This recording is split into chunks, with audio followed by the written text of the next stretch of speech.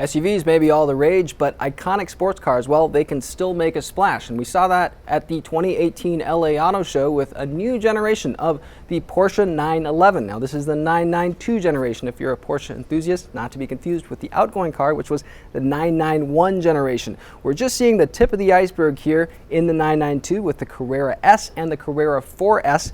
There's definitely going to be a lot more of these cars to come based on this new generation. So what makes the 992 different from the 991? Well, the two cars look awfully similar at a glance, but as any Porsche enthusiast will tell you, it's all about the details. The 992 now has harder corners at the forward edges of the hood with subtle streaks kind of leading up toward the windshield. The headlights still remain circular in design with these sort of center bezels that have 4 LEDs kind of poking out around the edges. Again, similar to the 991 911. You get around back and there are some more obvious changes here. First of all, that light bar that kind of goes between the taillights, that's drawn from similar themes in other Porsche models, including its SUVs. Above that, below the rear window, there's a lot of bright work now, and there's an adjustable rear spoiler that kind of sits between the two. Porsche says the front width of the car, the front track, is a little bit wider than before, and the rear on both the Carrera S with rear-wheel drive and the Carrera 4S with all-wheel drive is actually as wide as the prior Carrera 4, which had all-wheel drive. So you get a little bit more width there, especially for rear drive cars.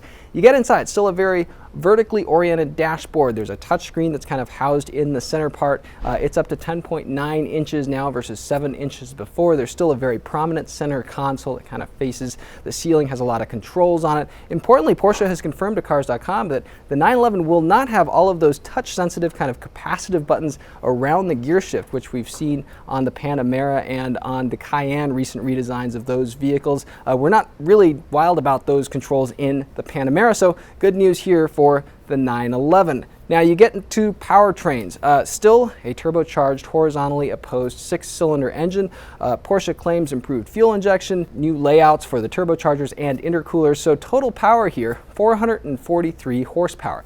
That may seem like just a modest bump in power, only 23 horsepower versus the outgoing 911 Carrera S and Carrera 4S, but it works through an 8-speed dual-clutch automatic transmission here versus the 7-speed unit before.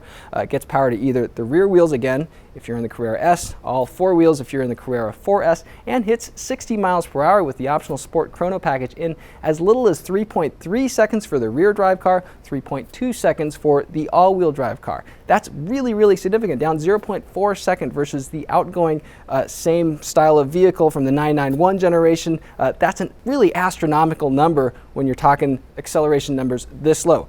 The 2020 911 Carrera S and Carrera 4S hit dealers in the summer of 2019. You can see plenty more coverage about those cars and everything else Porsche has to offer in the new 911 as it comes out, all on Cars.com.